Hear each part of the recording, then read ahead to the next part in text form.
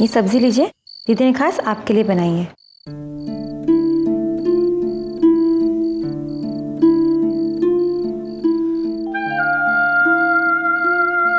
अरे रानी, खाना क्यों नहीं खा रही है?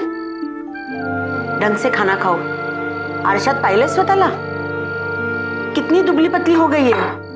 हाँ, अरे माँ बनने जा रही हो, ढंग से खाना खाओ। निधी, तिला एक पोळी दे, तूप लावलेली आहे।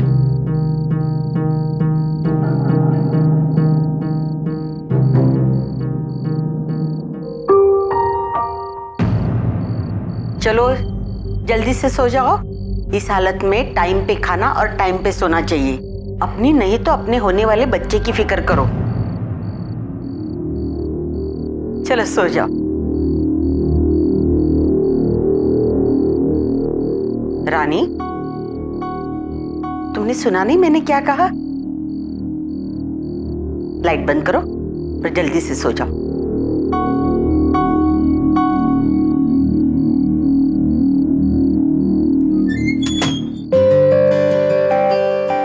दीदी बिल्कुल नींद नहीं आ रही है। वो स्कूल वाली कहानी सुनाओ ना। लेकिन माँ जी ने सोने को कहा ना।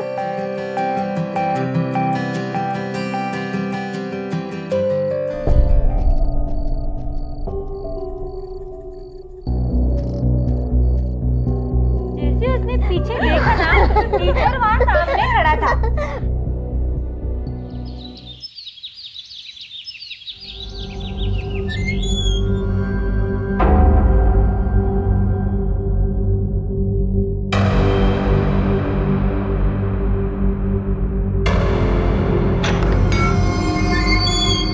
कहाँ जा रही हो स्नेहा?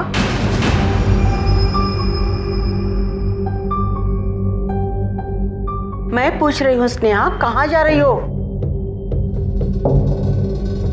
मैं वो अरे अरे स्नेहा, तुम बाहर कहाँ जा रही हो? मैंने तुम्हें अंदर के कमरे से लाने के लिए कहा था कपड़े। कोई बात नहीं, गलती से गई होगी। आओ प्रसाद ले लो।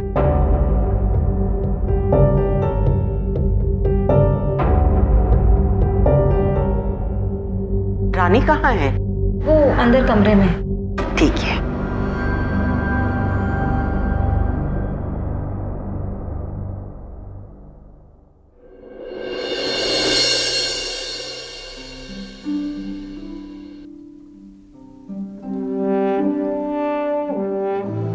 रानी,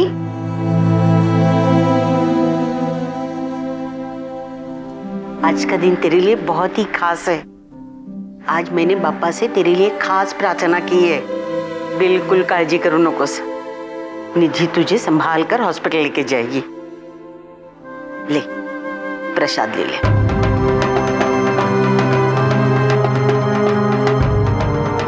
खा ले।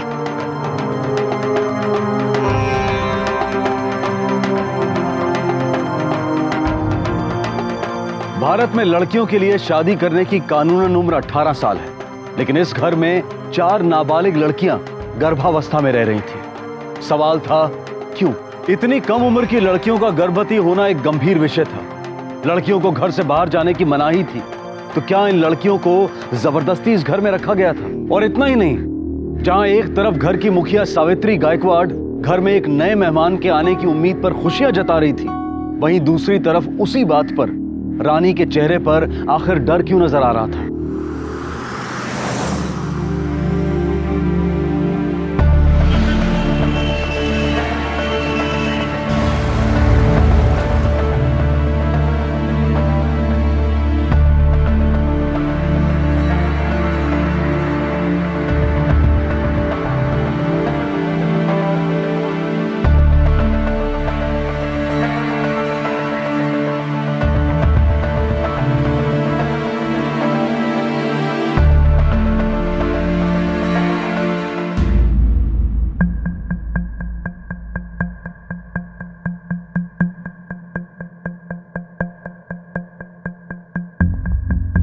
लड़का है।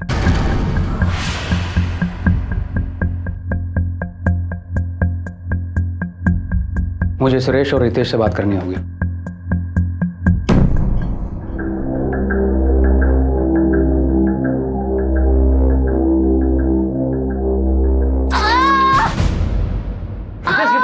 यहाँ से। ये यहाँ लाने से पहले ही मर चुकी थी। डॉक्टर, इस लड़की की उम्र क्या रही होगी? 16-17 साल? जी हाँ, पर और एक बात, ये लड़की प्रेग्नेंट थी और बाकी बातें तो पोस्टमार्टम रिपोर्ट आने के बाद ही पता चल सकती है। क्या नाम है आपका? Sir Prem Kumar sir. Sir इसमें हमारी कोई गलती नहीं है सर। सर वो लड़की अचानक हमारी गाड़ी के सामने आ गई, मैंने उसे बचाने की पूरी कोशिश की सर, आप यकीन मानिए। ठीक है, अभी आप जा सकते हैं, लेकिन अगर बाद में जरूरत पड़ेगी तो आप लोगों को यहाँ आना पड़ेगा। ठीक है सर। श्रीराम, इनका स्टेटमेंट लिख लो और जहां पर एक्सीडेंट हुआ है वहां पर जाकर लोगों से पूछताछ करो और देखो क्या पता चलता है। Okay sir.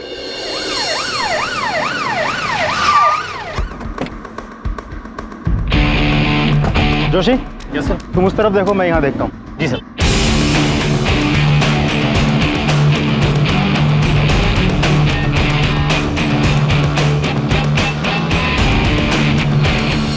कल रात को वो इस लड़की का एक्सीडेंट हुआ था यहाँ, कुछ बता सकते हो?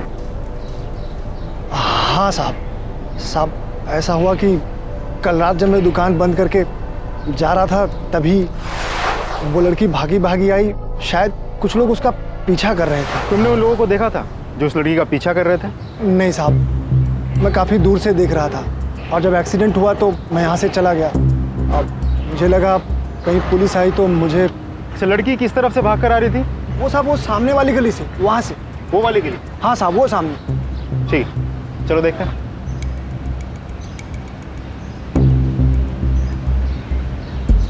लड़की इस तरफ से भाग के आई थी। अरे यहाँ तो सीसीटीवी कैमरा लगा हुआ है। सर, जिस जगह पर एक्सीडेंट हुआ था वह बिल्कुल पास के एक बिल्डिंग में सीसीटीवी कैमरा लगा हुआ है। ये रही उसके फुटेज।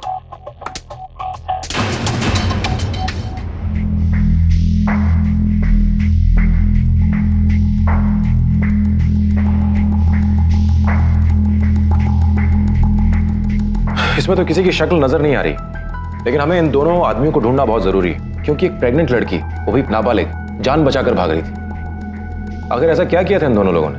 अच्छा, इस लाश की पहचान हुई?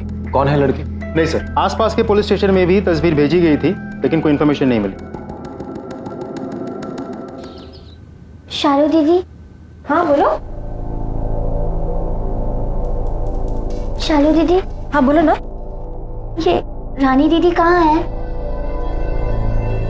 अब वो वापस क्यों नहीं आई? और ये निधि दीदी को भी सिर पे चोट लगी है, क्या हो रहा है ये सब? कुछ नहीं स्नेहा, रानी कहीं गई है ना, वो आ जाएगी वापस, तुम चिंता मत करो। क्या बातें हो रही है?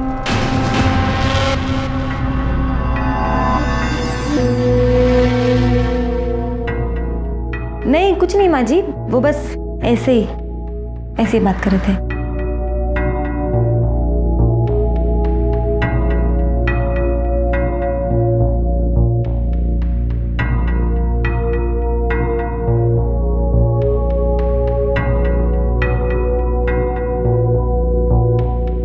पोस्टमार्टम रिपोर्ट सर, हमने सब जगह पता कर लिया, सब जगह पूछताछ कर ली, लेकिन किसी को भी इस लड़की के बारे में कुछ भी नहीं पता।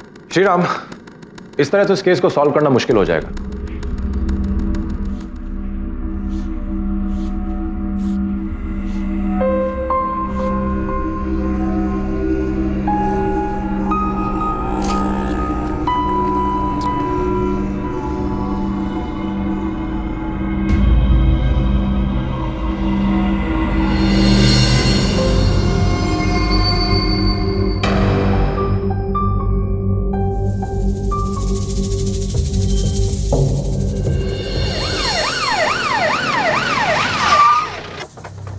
अच्छे से देखो, कुछ है आसपास? कब देखा तुमने ये सब? साहब मैं झाड़ू लगा रहा था, जैसे ही मैंने देखा 100 नंबर पे डायल किया और आप लोगों को बता दिया। गौड़े फिटर्स को एनालिसिस के लिए भेज दो। जोशी, आसपास के लोगों से पूछताछ करते हैं, शायद हमें कुछ पता चल जाए। जी साहब। सर वो केस भी कुछ ऐसा ही था, बच्चे को 18 हफ्ते में गिराया गया था, वो भी लड़का ही था। श्रीराम, एक काम करो, जिस एरिया में वो डस्टबिन था वहां पे जितने भी भ्रूण हत्या और इलीगल अबॉर्शन के केसेस रिपोर्ट हुए हैं, उन सब रिपोर्ट्स की कॉपी निकलवाओ। Okay sir.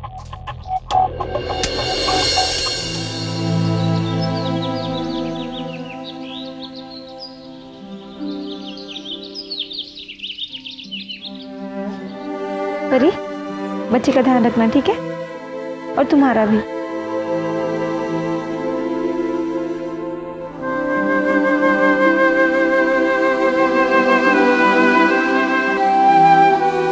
निधि, गाड़ी में बिठा दो परी को। चलो चलो जल्दी करो, लेट हो रहा है। चलो।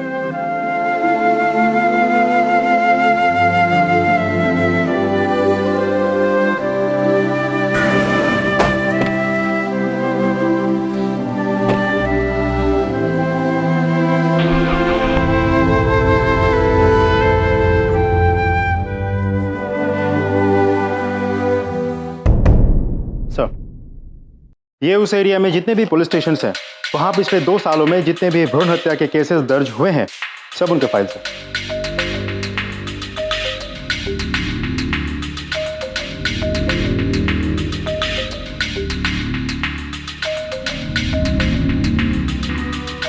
इन सारे केसेस में जितनी भी अबॉर्शंस हुए हैं सब लड़कों के हुए।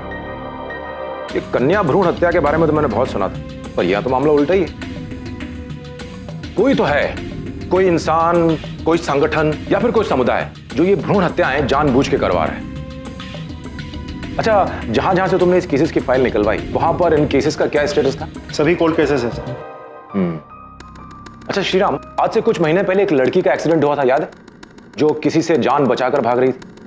उसके गर्भ में भी तो एक लड़का था। बिल्कुल सर।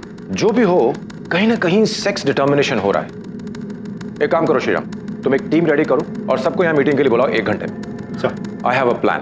Okay sir.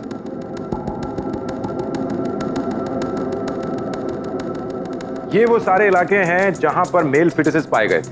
यानी इसका मतलब ये हुआ कि इस इलाके के बीच में ही सेक्स डिटर्मिनेशन हो रहा है। अब आपको करना यह है कि इस इलाके में जितने भी मैटरनिटी हॉस्पिटल्स हैं वहां जाना है और पता करो कि कौन से डॉक्टर्स ऐसे हैं जो समाज के सामने तो सीधे बनते हैं लेकिन बंद दरवाजे के पीछे सेक्स डिटर्मिनेशन का धंधा चलाते हैं। आप लोगों को जोड़े बनाकर जाना है, पति पत्नी के। औरतें सब गर्भवती लगनी चाहिए। अब जो ये सेक्स डिटर्मिनेशन का काम करता है वो साफ साफ तो बताने वाला है नहीं। इसका भी एक सोल्यूशन है मेरे पास। पैसे का लालच दो, पैसे से अच्छों का मुंह खुल जाता है। All clear? Yes sir.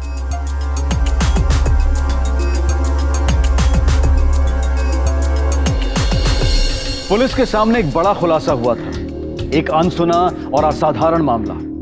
इतने बड़े पैमाने पर मेल फीटिसाइड यानी कि नर भ्रूण हत्याएं की जा रही थी। पुलिस के लिए यह बेहद चौंकाने वाला मामला था। लेकिन ऐसी अनसुनी घटना की आखिर वजह क्या थी? सिर्फ मेल फीटस का मिलना। इस बात में दो राय नहीं थी कि इस इलाके में सेक्स डिटर्मिनेशन यानी कि लिंग निर्धारण किया जा रहा था, जबकि हमारे देश में बच्चे का सेक्स डिटर्मिनेशन करना कानूनन अपराध है। हमारे देश में कुछ समुदाय ऐसे हैं जहां लड़कियों को लड़कों से ज्यादा महत्व दिया जाता है, दहेज लड़कों को देना पड़ता है। तो ऐसे में कुछ परिवार लड़कों को एक बोझ की तरह से देख सकते हैं। तो क्या इस सब के पीछे ऐसे ही किसी समुदाय के लोगों का हाथ था, या फिर कोई अंधविश्वासी बलि चढ़ाने के नाम पर इस जुर्म को एक सोचे समझे तरीके से अंजाम दे रहा था? आखिर ऐसी कौन सी वजह थी जो इतनी घिनौनी और ऐसी असाधारण हरकत के लिए लोगों को उकसा रही थी?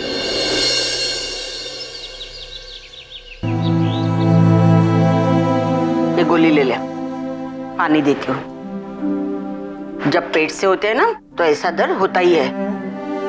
अपने बच्चे के लिए ऐसी तकलीफ तो सहनी पड़ती है।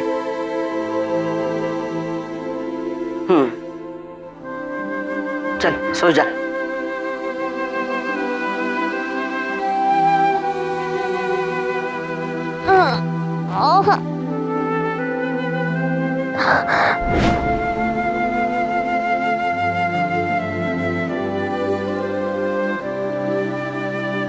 स्नेहा भात खाচ্ছিস না কেন? মা পেটে ব্যথা হচ্ছে। क्या हुआ मेरी बेटी को? बाबा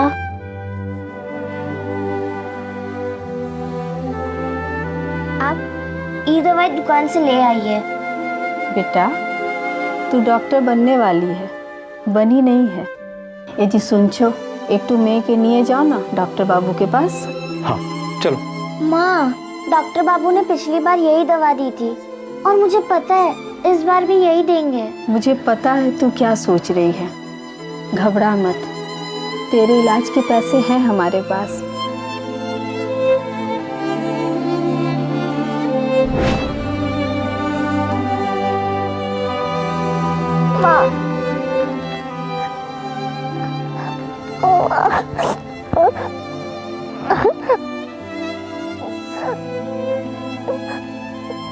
डॉक्टर साहब, हमारे पास पैसों की कोई कमी नहीं है, घर में लक्ष्मी है, हमारी एक बिटिया है, हमें बस एक बेटा चाहिए जो हमारे परिवार का नाम आगे बढ़ाए। तो हम दोनों की विनती है, बस टेस्ट करवा के हमें इतना बता दीजिए कि हमें बेटा होगा या बेटी। देखिए, आप जो करना चाहते हैं वो इलीगल है, गैर कानूनी है, हमारे यहाँ ये नहीं होता। आप प्लीज़ यहाँ से जा सकते हैं। अगर आप एक बार कोशिश करके देख लेते प्लीज़। नहीं, बोला ना, ये नहीं हो सकता। ठीक है, चलो।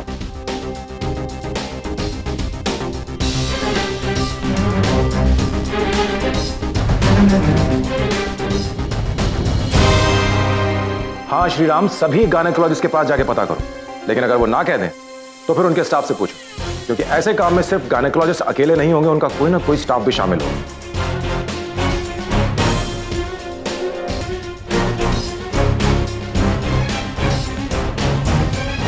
अच्छा ठीक है।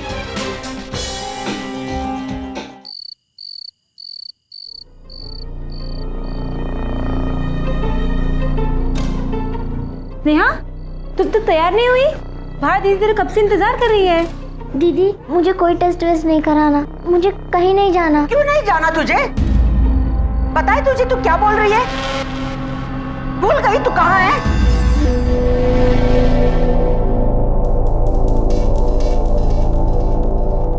क्यों गुस्सा दिलाती है तू मुझे? तुझे पता है ना, मैं जो कुछ कर रही है तेरे भले के लिए कर रही हूँ। भगवान करे तू भी इस दुनिया में एक छोटी सी नन्ही सी परी को लेकर आए। समझ गई ना तू? जा जाकर तैयार हो जा। जा रही है ना तू?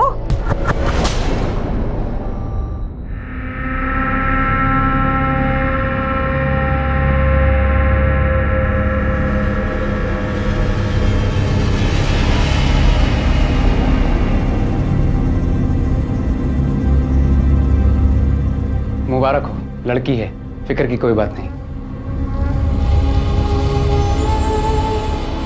थैंक यू डॉक्टर साहब।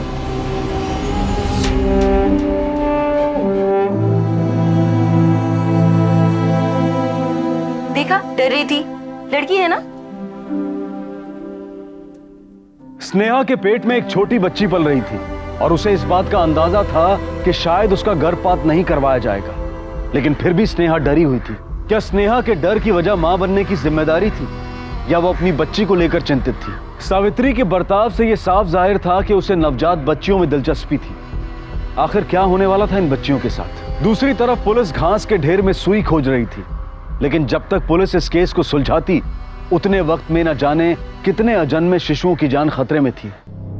देखिए, मैं आपकी परेशानी समझ सकता हूँ, इसलिए मैं सिर्फ आपके लिए ये काम कर दूंगा, लेकिन एक शर्त है, आप इसके बारे में किसी से बात नहीं करेंगे। नहीं नहीं जी, बिल्कुल नहीं। और हाँ, इस प्रोसीजर के 35,000 रुपये लगेंगे। समझो मिल गए। पाजी, तुझसे सिर्फ ये दसो आना कब है? अभी करें? नहीं नहीं, अभी नहीं, आप रात को 11 बजे आइए, मैं आपका इंतजार करूंगा। ठीक है जी, मेहरबानी। चलो आराम से।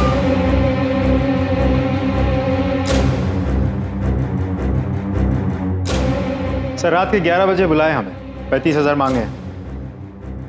ये डॉक्टर साहब MBBS और MD की डिग्री लेके बैठे हैं, आज इनको एक और डिग्री देते हैं। आइए आइए। डॉक्टर साहब, आप अकेले ही हो क्या? आपके साथ और कोई नहीं है?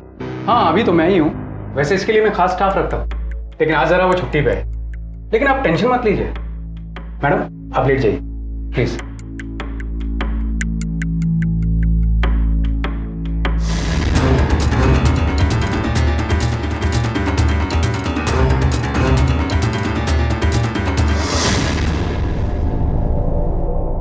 बड़ी जल्दी है यहां से भागने की।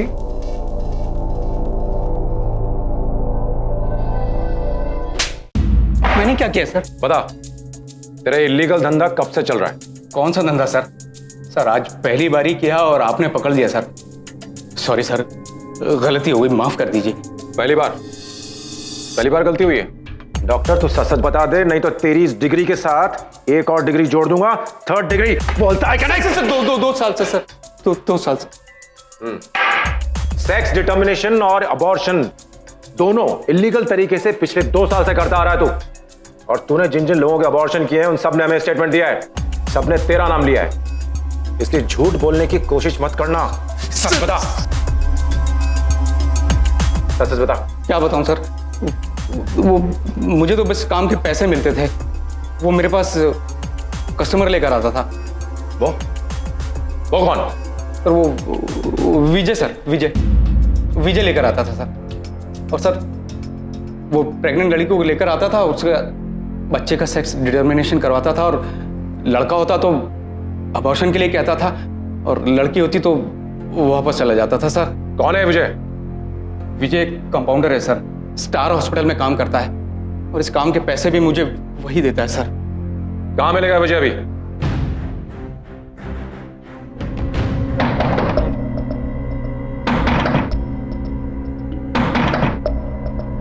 कौन है भाई?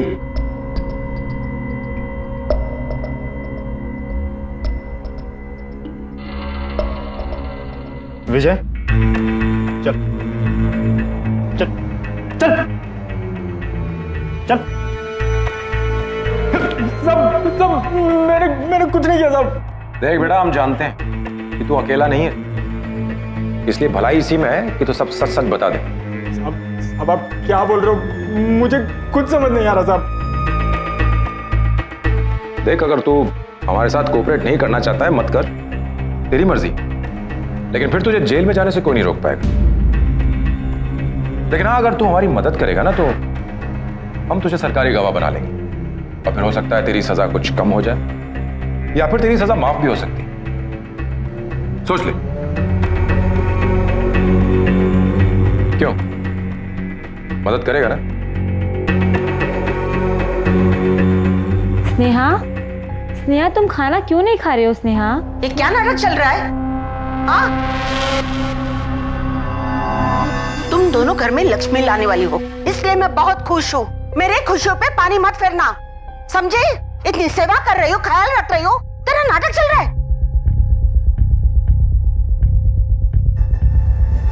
ले, खा ले। देख, मैं तुझे चोट पहुंचाना नहीं चाहती, तू मुझे इसके लिए मजबूर भी मत करना। वो भी तो पेट से है ना, वो रो रही है, चुपचाप खाना खा रही है ना, तू भी खा ले, वरना तू मेरा रुद्र अवतार देखेगी। ले, खाना खा ले।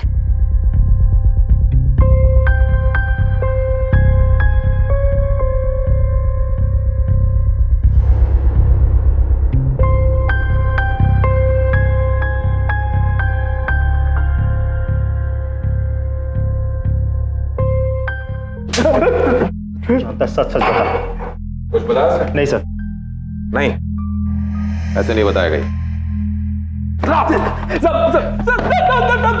मैं बताता हूँ साहब, मैं सब बताता हूँ साहब। बोल। ये सब के पीछे एक बबीता नाम की औरत है साहब। बबीता ही मेरे को फोन करके बताती थी कि लड़की कब आने वाली होती थी। डॉक्टर साहब को तैयार करके उनकी मदद करना, उनको पैसे देना, ये सब मेरा काम था साहब। बबीता का आदमी मेरे को आकर पेमेंट देता था। ये बबीता कहाँ मिलेगी इस वक्त? सर, बबीता कहाँ मिलेगी ये बोल नहीं सकते, पर हाँ, मैं एक आध बार उससे उसके जूही नगर वाले अड्डे पर मिला हूँ साहब। इसका फोन दो उसे। ये ले। चल बबीता को फोन लगा और उससे पूछ के कहाँ है वो इस वक्त। स्पीकर पर डाल।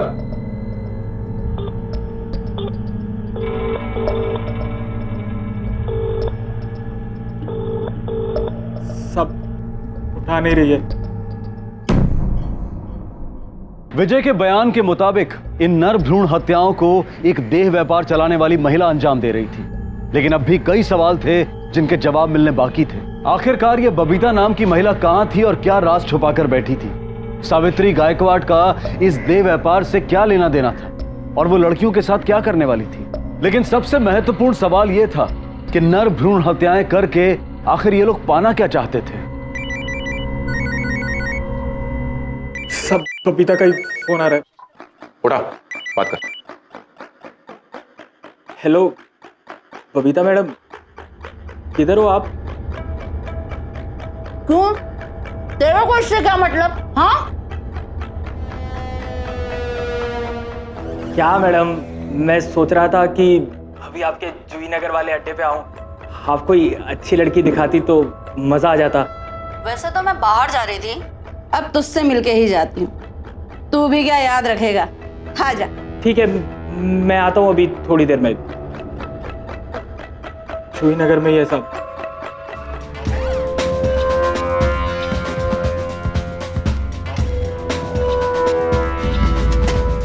पकड़ लो इसे। क्या? चले, मैंने क्या किया? जितने कमरे हैं, सब पे छापा मारो जल्दी।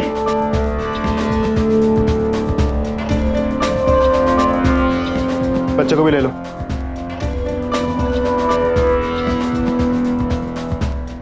चल बता, सच क्या है? साहब, कुछ मांडुली, आप बस बोलो, इस केस को यहीं पर सेटल करते हैं ना? अच्छा, विजय को जानती है? उसने तेरे कारनामों के बारे में सब कुछ बता दिया है। देख, जो कुछ भी जानती है ना, सच सच बता दे, भलाई इसी में है तेरी। क्या साहब, आप कुछ भी बोलते हो? मैं धंधा चलाती हूँ, सब कुछ सावधानी से करती हूँ। वो विजय, वो जो कुछ कह रहा है ना, वही करता होगा। मेरा उससे कोई लेना देना नहीं है।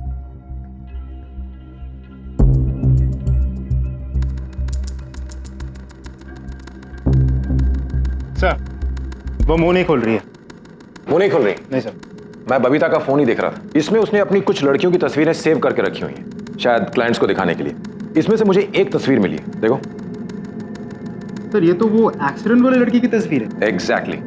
तुम एक काम करो, इन सारी तस्वीरों को अपने लैपटॉप पे डाउनलोड करो और यहाँ मौजूद सभी लड़कियों को दिखाओ, शायद उनसे कुछ पता चल सके। Okay sir.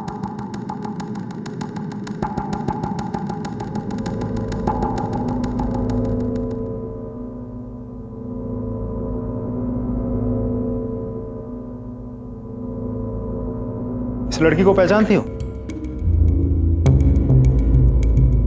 हाँ। हमें बता सकती हो ये लड़की कहाँ मिलेगी?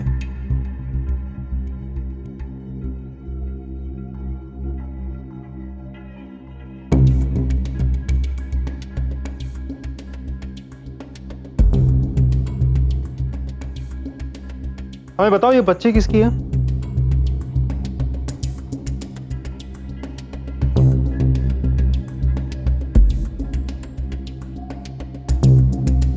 बेटा डरो मत, इधर आओ। ये बच्ची तुम्हारी है?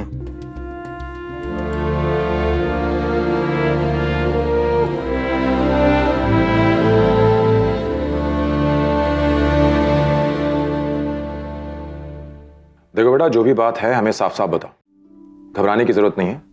डरो मत, तुम्हें और तुम्हारे बच्चे को कुछ नहीं होगा। बताओ। वो मैं और बाकी लड़कियां।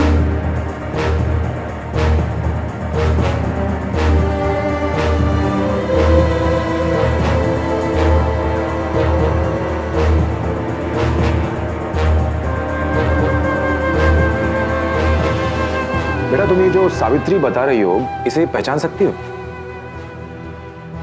श्रीराम सर, एक स्केच आर्टिस्ट अरेंज करो और इनके साथ बैठकर के सावित्री और उसके परिवार वालों का एक स्केच बनाओ। उसके बाद ये स्केचेस बबीता के सामने रखो, देखते हैं फिर उसकी जबान कैसे नहीं खुलती।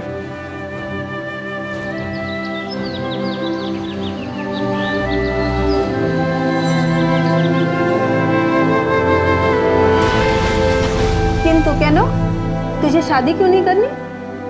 देखो स्नेहा, आकाश बहुत पैसे वाले घर से है, वो तुम्हारा बहुत ख्याल रखेगा। ना बाबा, আমি এখন বিয়ে করব না। मुझे स्कूल जाना है और बड़ियों के डॉक्टर बनना है। फिर आप जिससे बोलेंगे उससे मैं शादी कर लूंगी। अमित किचू जानी ना, मैं तुम्हारी शादी इस लड़के से करवा रहा हूँ, उससे अच्छा लड़का तुम्हारे लिए नहीं मिलेगा। ये स्नेहा, सुन तो।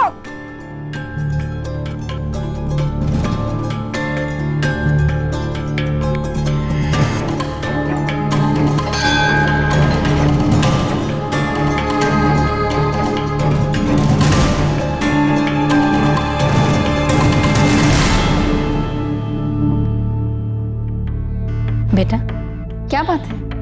तुम बहुत परेशान दिख रहे हैं। ये लो, प्रसाद खाओ।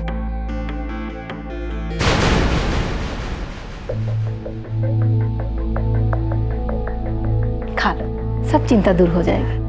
खाओ।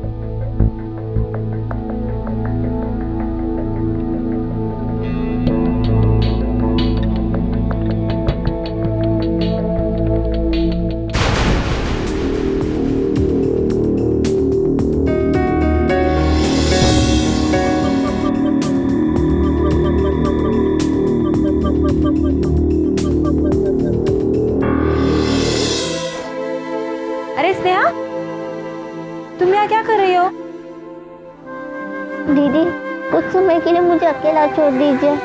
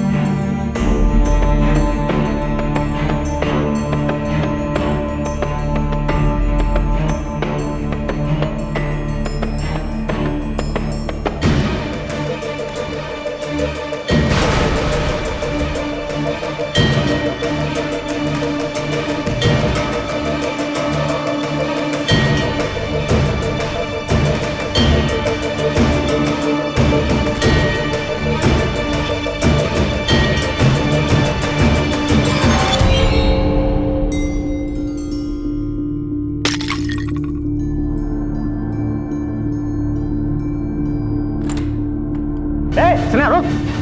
अरे क्या हुआ? अरे भागो भागो, पकड़ो उसे। और तुम दोनों, अगर इसने फिर से भागने की कोशिश की ना तो उसके हाथ पैर तोड़ दो।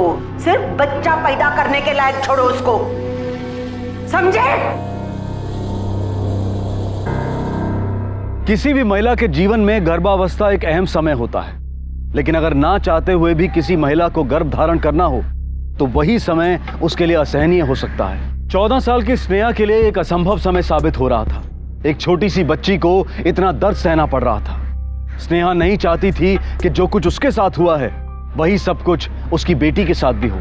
क्या स्नेहा की तकदीर में भी रानी की तरह ही अंत लिखा था, या फिर उसकी बेटी के जीवन की शुरुआत अंधेरे में ही होनी थी?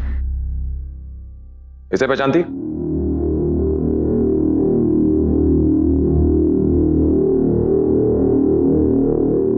तेरे मोबाइल से कुछ लड़कियों की तस्वीरें मिली हैं।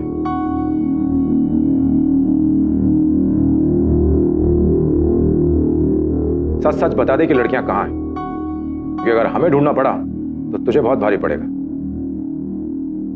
क्योंकि हम उन्हें ढूंढ तो लेंगे ही, लेकिन तू जिंदगी भर जेल में सड़ेगी। इसलिए सच सच बता दे। साहब मैं अलग अलग जगह से धंधा चलाती हूँ। मेरे नीचे कई मैनेजर लोग भी रखे हुए हैं। कभी कभी लापरवाही की वजह से कोई लड़की पेट से हो जाती है तो हम उसे गायकवाड़ के घर भेज देते थे। सावित्री मेरी पुरानी दोस्त है। मैं उसे प्रेग्नेंट लड़कियों को रखने के लिए पैसे देती थी और चौथे महीने बाद हम विजय के जरिए उनकी सोनोग्राफी करवाते थे। अगर लड़का रहा होता तो हम उसे वहीं गिरवा देते थे, क्योंकि उससे हमें कोई फ़ायदा नहीं होता था, और लड़कियों को हम रख लेते थे। लड़कियों के बड़े हो जाने पर हम उन्हें बाहर बेच देते थे। 10-12 साल की कमली लड़की का बाहर गाँव में अच्छा दाम मिलता है साहब। अच्छा इन्वेस्टमेंट है साहब, इसलिए हम उनकी बच्चियों को पालते हैं। अब ये बता कि सावित्री का घर कहां है?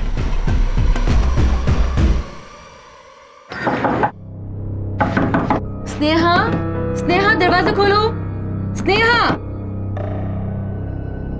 क्या हुआ? स्टोर रूम का दरवाजा क्यों खटखटा रही है?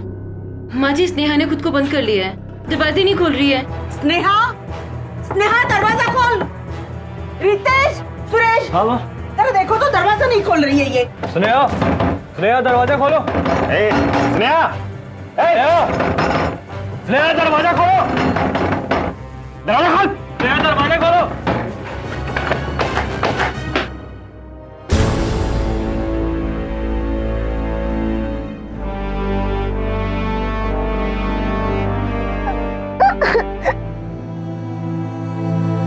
सर, लड़कियों को महिला आश्रम छोड़ दिया गया। और उनसे उनके घरों का पता लेकर लोकल पुलिस स्टेशन में खबर कर दी गई है। Very good Shreya. अच्छा, वो लड़की स्नेहा, उसका क्या हाल है? सर फिलहाल तो हॉस्पिटल में है, पर डॉक्टर्स कहते हैं बहुत जल्द डिस्चार्ज कर देंगे। गुड।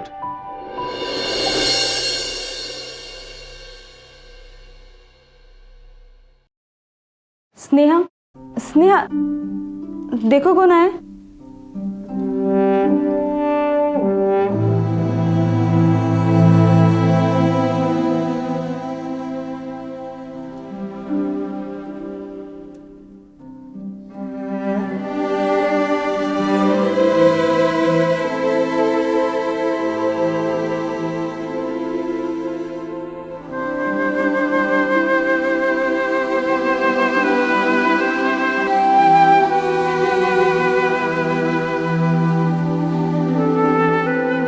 बेटा,